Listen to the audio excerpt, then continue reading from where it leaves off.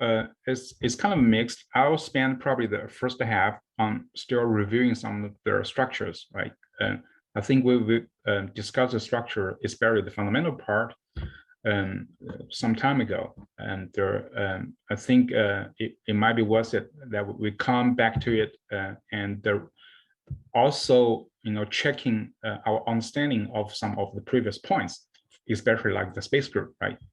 Do we really understand the space group, the symmetry, and also understanding their relationships, particularly among the battery materials we use. The second part is kind of a continuation what we left last time. Last time we were talking about their electron structure, and we were talking about the Schrodinger equation. We're talking about the challenge of solving the multi-electron system. But we're talking about how to use what we mean by the basis, right? We have the basis functions. We have this kind of a close relationship with the linear algebra. We're constructing the linear combination of the basis, and we use approximation to find a solution to the Schrodinger equation, which in essence is our eigenfunction problem. So yeah, no matter how much we understand it, I hope those kind of keywords and start getting grounded and finding root in your minds, and you start thinking about those things when you come to those kind of problems. Okay, first on the structure, I will start with a very simple one. I'll start with the rock salt. So a little bit of history that the real rock salt we talk about is in fact simply the table salt, right there. And also rock salt should be probably the most famous structure in the crystallography. It is actually the first structure that was studied by the Bragg's father and the son. So the first the XRD experiments were done by the Bragg's fathers and son using the table salt, and they were able to, I would say they were able to guess out the structure from those diffraction patterns. And they conclude that the rock salt is composed of the framework of the sodium and chlorines. A little bit anecdote about this. I once read a paper, at that time, all those academic big shots do not believe, the existence of this kind of a large framework. They think rock salt, the table salt, is simply an assembly of their sodium chlorine molecules. So there were when the XRD results were published, there were a lot of ridiculous, but history proved that they're right, and that's really the beginning, of their whole crystallography that they help us to solve so many important structures. Anyway, let's get back to the structure of rock salt. So rock salt is simple. It's composed of sodium and chlorine, and both sodium and chlorine, they form our FCC lattice. So by FCC, I mean phase center cubic, right? Which is very obvious. So we have cube here, we have the phase center, and when they combine together, and especially when the chlorine offsets by this kind of a vector, and they would naturally form this kind of a sodium chloride structure. So we can easily tell the sodium is offset by 0.5, 0.5, 0.5. So this kind of two sublattice, when they integrate together, we have this kind of rock salt composing both sodium and chlorine. So now let's look at the rock salt from some different perspectives. So this is what we see from FCC point of view, right? It closely relates to the FCC structure, right? We can see some of the footprints of FCC from this. But how about look at it in another way? If you look at the whole structure from the body diagonal point of view, and this is what we see.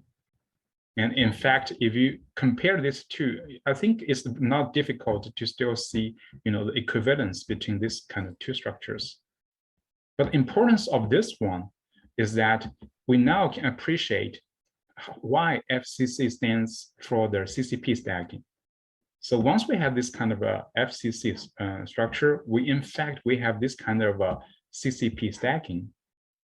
And this is CCP stacking means actually the atoms, they're cubic closely packed stacking. right? A little background is the atoms, they always want to pack very efficiently, taking the maximum the usage of the space. So they want to have this kind of efficiency. Then they turn out the most efficient way is actually to have their cubic close packing, such kind of a simple stacking pattern. And also more interesting, if you look at this atom from this body diagonal angle, you can already see the 3-bar symmetry here, right? So if you're not familiar with the 3-bar symmetry, you can check the point groups. And the 3-bar symmetry is a feature, by 3 dots above and 3 dots below. And this kind of a unique 3-bar symmetry is really something defines the cubic. So, okay, this is something not very intuitive. And probably before learning the crystallography, we would associate cubic symmetry with, A equals B equals to C, but that is not symmetry. Even we added that, they form the right angle. That's not the definition of cubic symmetry. In crystallography, the cubic symmetry is defined by the 3-bar symmetry, meaning that it has actually a unique 3-bar symmetry along this body diagonal. So once we see this kind of symbol, and that's the real indication that this system belonging to a cubic symmetry. So this minus 3-bar symmetry is important. Okay, now we can see this this kind of a symmetry from this pattern, right? Something we can obtain from this unique angle, and this is how it forms. And we see that the symmetry axis is through the body diagonal. Okay, I made a little bit of cartoon here just to show that it's indeed CCP packing. So actually, I took some effort to draw those circles. You can see in this kind of a simple structure, we already have 5 layers of atoms. So for each layer, I used the same color to denote. So for this brown is the first layer on the top. And this 3 blue atoms, they're second layer. They're following this one. And then the next layer is this red layer, and followed by this magenta, and followed by this yellow layer. So one thing is you can see, that's why I'm saying FCC equals to the CCP stacking. You can see this kind of CCP stacking from this pattern, but also importantly, you can see this stacking, they're kind of alternating. So you have this sodium layer followed by chlorine layer, and then the sodium layer again, and followed by chlorine layer, and then the sodium layer, right?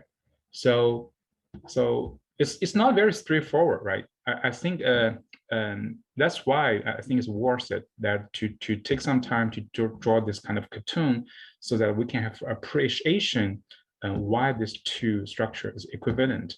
It's not something that we just simply believe that appears in the textbook, but something that we really draw by ourselves, and we testify is true, right? So some keywords to catch: FCC, CCP, and alternating layers.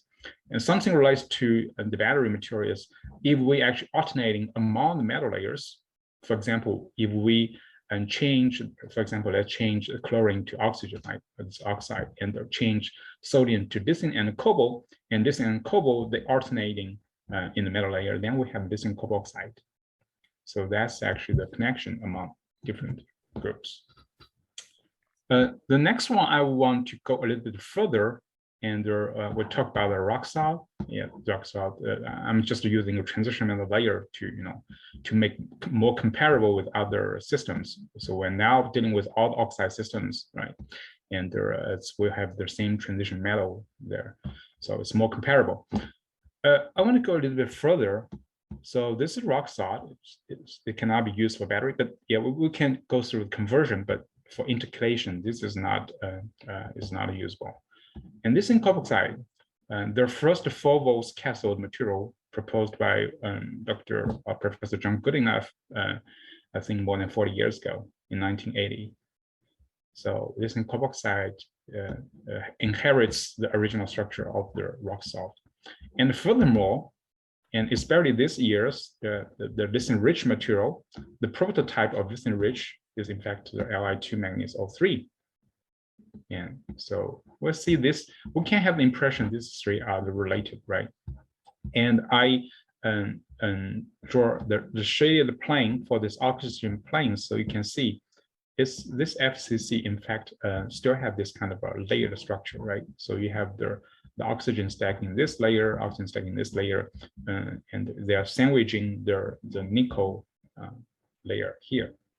Okay, and the same thing is for the nickel carboxide, and we have oxygen layer. We're in between, and now we have the cobalt layer. But different from the nickel oxide rock salt, now the above layer is no longer cobalt, but it's lithium. And the same is true for the below layer. Now it's lithium. So it's lithium layer, cobalt layer, and the lithium layer. Right? So that's what changes. And you can also see now, because now the metal bonding, they are different. Lithium oxygen metal bonding is definitely different from the cobalt oxygen metal bonding. So you have appreciation that this lattice already have some kind of a distortion, right? So we have all the straight lines here, but now we start to have some kind of a distortion, yeah, which can be easily seen from here. So that introduces a slight distortion in the whole lattice once we have this kind of differentiation of the metal atoms. And if we go further and we introduce ordering among this transition metal layer, right? So in this transition metal layer, we have all the transition metal, but now we have both lithium and manganese, and in fact, they form the honeycomb ordering, and they would introduce further distortion of the lattice. One example is, if you look at this one, you see this oxygen, cobalt oxygen, they still have, this kind of straight line configuration of 180 degree, but here, this kind of oxygen, manganese, oxygen, they're no longer the straight line, and it's no longer 180 degree. So there's a further distortion of the lattice. Okay, so that's how they're connected structurally. This one here, I want to talk about something practical relates to the actual absorption analysis. I don't know if you have already done this or you're familiar with this, but either way, we can either learn from the beginning or review what we have already known. So if we still inherit the picture from the previous slides, we have this kind of configuration after taking out all their lithium and their oxygen, right? So we just want to understand the second shell in the Fourier transformed exacts, which corresponds to the transition metal layer shell. So in the rock salt, in fact, this centering atom has 12 equivalent distant neighbors. So if we look at carefully, we have 6 in the same plane, right? If you still remember, this belongs to the same plane. This is the plane here, and 3 nickel atoms above and 3 below. So the nickel here has 12 neighbors sitting at equivalent distance from him. But in cobalt's case, we now do not have the transition metal above and below. We only have the lithium, and the scattering power of lithium is negligible for X-ray. So if we just ignore the lithium, now the cobalt has 6 neighbors in the same layer, right? So now the coordination number of this transition metal for the second shell is 6 instead of 12 in the rock salt. If we go further, now we move to lithium 2 manganese O3. We see now even in the transition metal layer is no longer transition metal everywhere. Some places are replaced by lithium, and we just ignore their scattering power. Now each transition metal has only 3 transition metal neighbors in this layer. So that means the coordination number has now decreased to 3. What does that mean? That means if we look at the Fourier transform exact data for the different structures, the rock salt, the layer, or the lithium rich, we see in the rock salt, the second peak is very, very strong relative to the first one, right? The first one doesn't change much because in all the cases, the first one corresponds to the transition metal oxygen octahedral. So it's always coordination number equals to 6 and the scattering atoms are oxygen. It's true for all these cases. So we can compare the ratio between the second peak and first peak. So it's apparent that in the rock salt's case, the second peak is very strong relative to the first one. In the layered case, is not that strong. Yeah, but because it has a 6 coordination for the second shell, it is decently strong, right? When it comes to the listener ridge, now it has only 3 transition metals in the second shell. So you see this peak is very weak relative to the first one. So I think that's one application of the having some appreciation of this kind of structural relationships, and also especially the local environment, and how that can be used to the advantage of analyzing X-ray absorption data, especially the Fourier transform EXAFS region. So next time, if you see something, especially this kind of peak ratio change, you can have a guess. Something might be changing from rock solid to layer to the listener ridge, this kind of system. So that could give you a hint. Okay, and the next I want to discuss a little bit about the relationships among different structures. We just talked about the rock salt, right? We used the rock salt as example, and rock salt, if we regard it as a prototype structure, then we introduce ordering, then that goes to the layer, and we further introduce ordering in the layer, then goes to listener ridge.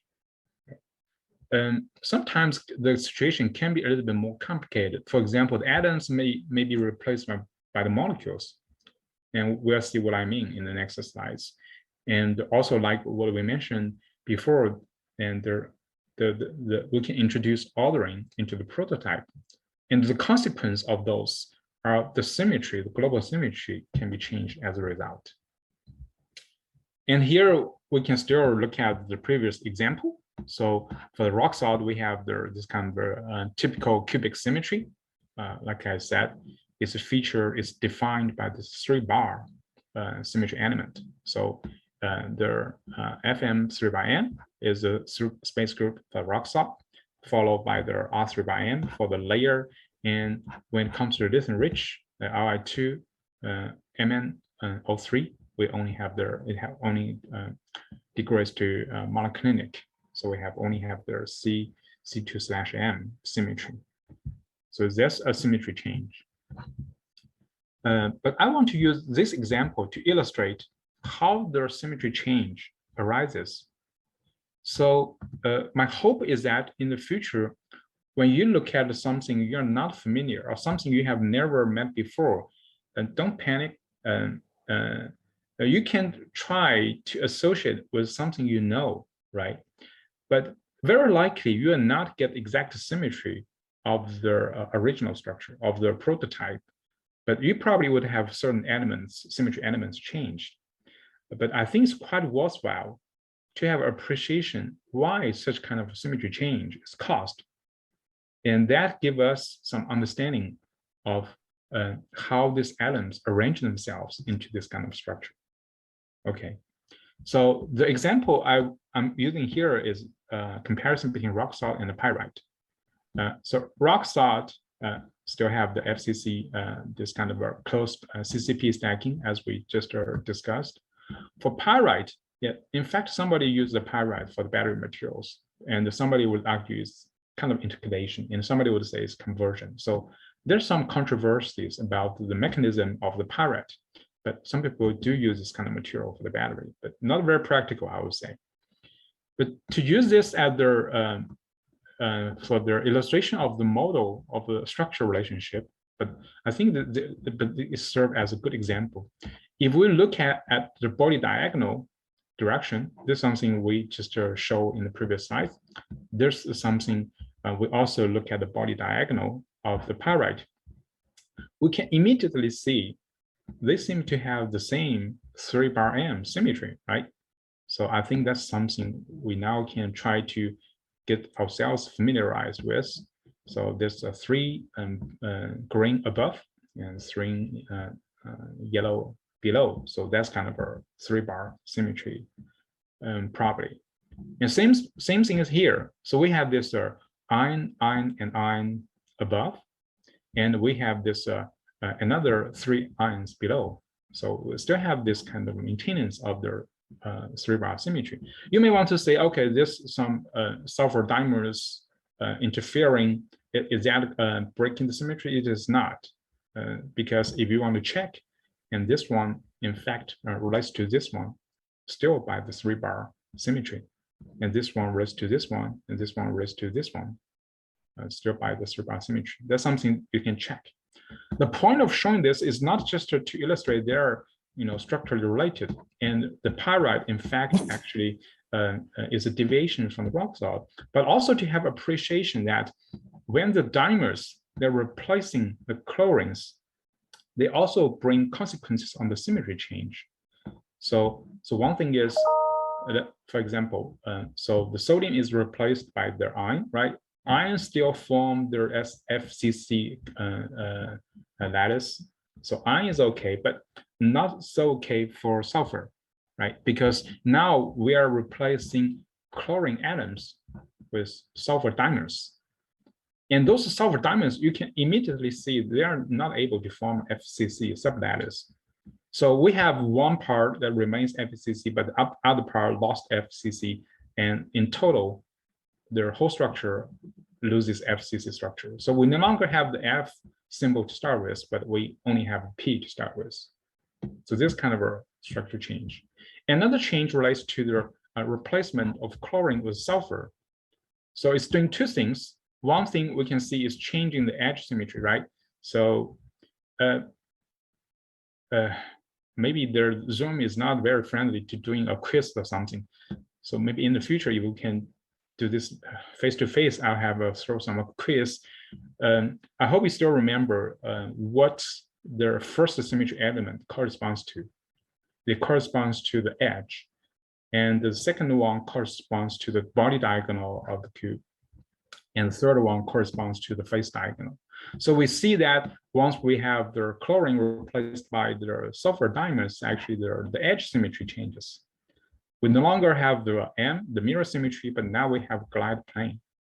And I put a note here, this is a very typical when we have a spherically symmetrically atom replaced by those entities or by those molecules that have certain kind of orientation.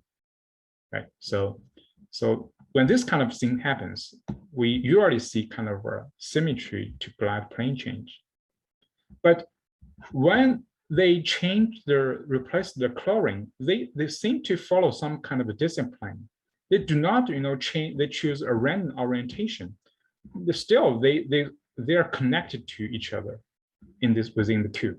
So that's why when we look at from this body diagonal, in fact, this 3' symmetry is not lost. It is not lost because these sulfur dimers, they correlate with each other in a certain way. They have this kind of orientation correlation, right? So that's why the 3' symmetry still maintains, and the whole thing is still a cubic. I don't know what you feel about this, but this is something that amazed me when I look at the structure like this. And also, this kind of this is what I just said, right? This is maintenance of the 3' symmetry because their orientations are correlated. And the last one I want to put in here is some kind of appreciation between the structural relationship between lithium carboxide and the calcite. Calcite is not something we use for battery, definitely, but just for illustration of the structure connection. And we can see something that seemed to be so unrelated from the chemical sense. In fact, they are very related structurally. So this is the structure of lithium carboxide, and this is the lithium, oxygen, cobalt atoms in this position. Already we can see this kind of a CCP stacking. In fact, if you put a CCP oxygen in this way, this is the way of CCP stacking. This is how the CCP occurs. So if you can recognize this kind of a packing pattern. And now we're replacing all the lithium cobalt with calcium. So you can tell, right? This is simply something relates to this with all the lithium and the cobalt replaced by calcium. So we still have this kind of a stacking sequence, right? This kind of stacking sequence, still the CCP. And now what do we do? Now we, instead of having an atom here, it was oxygen in those positions. Now we have a molecule. The molecule is the carbonate. It is CO3. And this is also a very important part of crystallography. In fact, in the very beginning, people have some argument about the geometry of this carbonate, because somebody would believe that, okay, so this is our carbon, so you have one double bond, you have two single bond. That means you will not have the equivalent bond distances among these three. You have a shorter for the double bond and the longer for the single bond. But the crystallography would tell you that they have exactly the same bond length for all these three bonds. And that was later explained by the resonance. And people explain that, okay, this is not really a single double bond. This is a resonance. So you cannot tell, which bond is actually the really single or double, but it's actually, we can say it's resonance among the three structures. The double bond can appear everywhere. And the real structure is addition of that, right? The resonance structure. So the carbon, the CO3, they have this equivalent bond distance. They also have this planar geometry. So we're putting this kind of a molecule in the places of oxygen. Then we have this structure of the calcite. And the space group is R3 bar C. And now we can check this two space group. We see something is maintained. The R symmetry is maintained. The R symmetry maintained is simply meaning the CCP stacking is maintained. In fact, we'll come to this point sometime later in the lecture. And we'll talk about the relationship between cubic structure, hexagonal cell, and rhombohedral cell. And why this carboxide uses rhombohedral as a notation. We'll come to this point in the later lectures. And we see that the 3 bar is also maintained. In fact, the maintenance of the 3 bar should really be credited to the symmetric configuration of the CO3. Because if the CO3 does not have the 3 equivalent carbon-oxygen bond, actually the 3 bar symmetry will not be maintained. And what really changes is actually from the mirror to this glide plane. So like I mentioned in the previous slides, because in the original case, we have the spherically symmetric oxygen, and now once it's replaced with a molecule, in fact, the mirror symmetry is lost. But still, the orientation among these CO3 molecules, they are correlated. So we still have a glide plane describing this kind of a correlation. So that's why we have a C glide. Dr. Hu, I have just one quick question, pretty stupid, I think. No. Yeah, that's long-winded question because I feel the audience is very quiet. Sometimes I feel I'm just talking to myself. Yeah. So when we are talking about this calcium carbonate structure and the carbonate maintaining the symmetry, so we are thinking the carbonate as one single atom, similar to what we see in lithium cobalt oxide. Like when we're talking about this symmetry, you're thinking that carbonate is kind of acting like one single atom. Yes, I joined this way just in some sense is for the illustration. So because once we join this way, we can easily tell the relationship between these two structures, right? You can already tell this is just this. They are the same. And yeah, after this kind of appreciation, and we can accept, okay, they are structurally correlated. Then we give them back to their true form, which is instead of an atom here, we have the molecules here. So this is the real structure. Yeah. So I mean, the space group will still remain the same if we consider carbon, oxygen, and calcium all separately. Yes, but that's under the condition that the molecules were introduced have their intrinsic 3 bar symmetry. Oh, no, not 3 bar, intrinsic 3-fold symmetry. Yeah, I mean, they need to have a symmetric arrangement within themselves as well. Yes, yes. Okay. Okay. So I hope what I discuss here do not get you confused. My purpose is in fact to give you the sense or give you some kind of a feeling that the different materials actually they're structurally related. And that's one way of thinking about the structure when you come across something that you're not familiar with, right?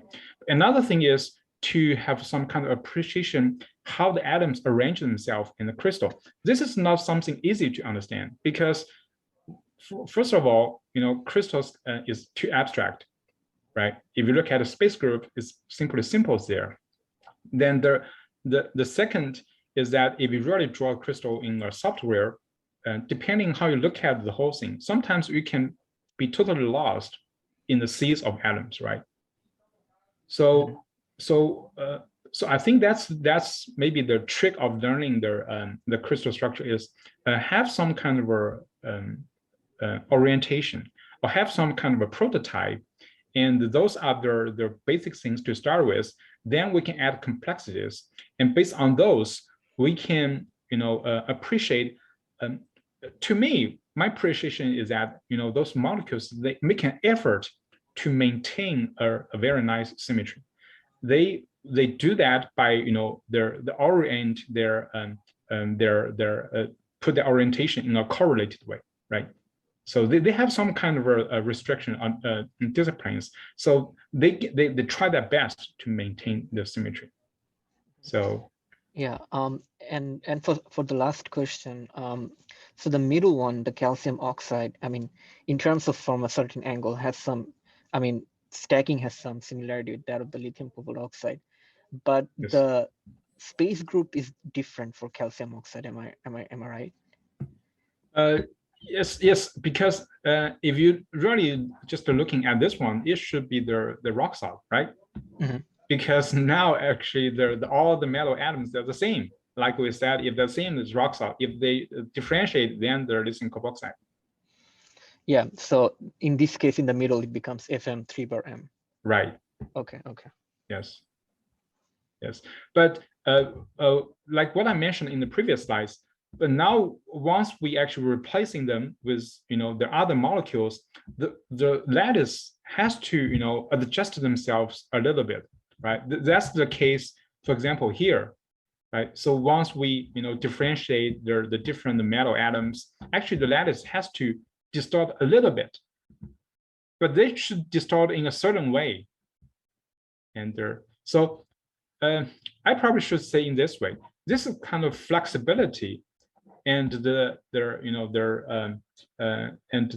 discipline of those lattice. They can change in a certain way, but they should change in a particular way. So you see, that's why this lattice distorts, but still this kind of key symmetry elements that are maintained, right?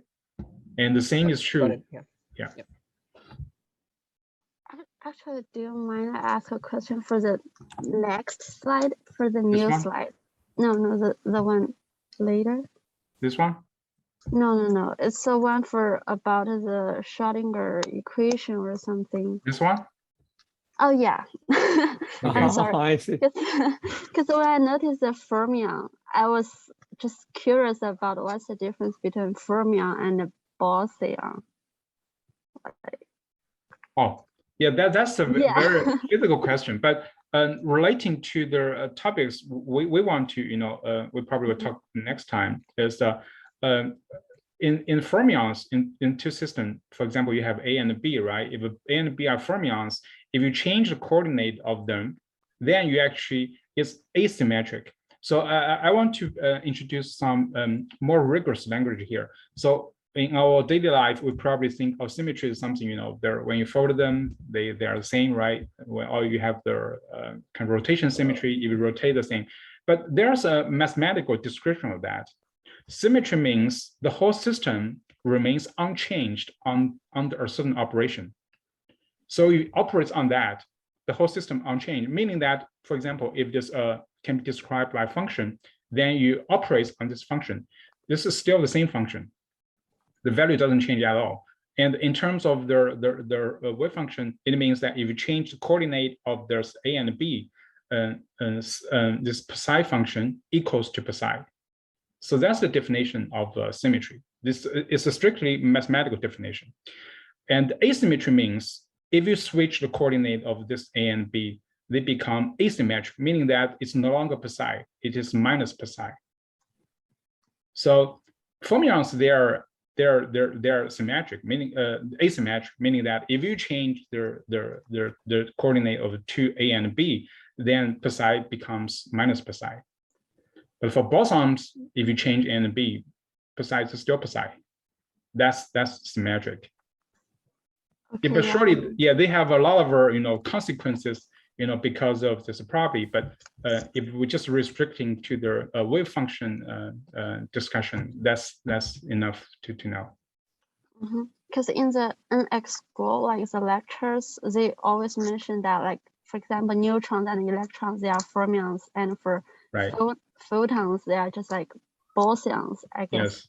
Yes. Yeah. So their fermions have the Pauli exclusion principle. So that's the kind of a intrinsic reason why we have this kind of asymmetric property.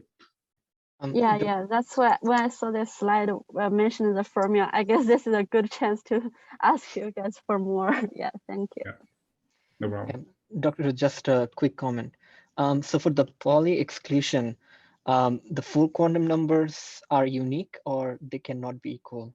I mean, are both statements correct? Because as far as I know, they're unique, right? You cannot have the same you cannot have the main quantum number, the orbital magnetic number, and also the spin number. At least the spin number should be different, right? If other three are the same. Yeah. Oh yeah, that's what I was saying. I mean, not all of them will be equal. Maybe 2 or 3 can be. Yes, okay.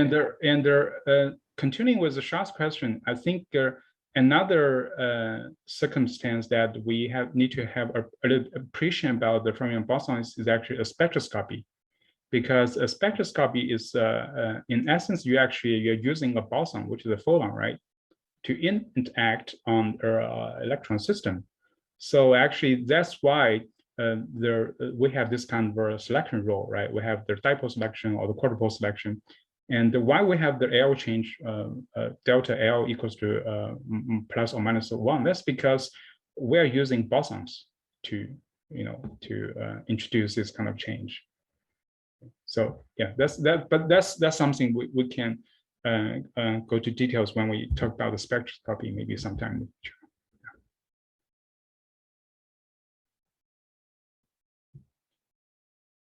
But no question for the crystal structures. I think for the crystal structure part, it's very in detail. I just think it's a good chance to know them in this way. Like, we didn't think about the crystal structures in this way. Yeah. My purpose is mainly to want to remove the fear you may have when you look at those kind of symbols, right? It's probably pretty abstract symbols, F, M, A, B, C, whatever. But if you want to, you're really comfortable with those symbols and you can associate them with what's really going on in the structure, then I think that's helpful to develop some chemical sense.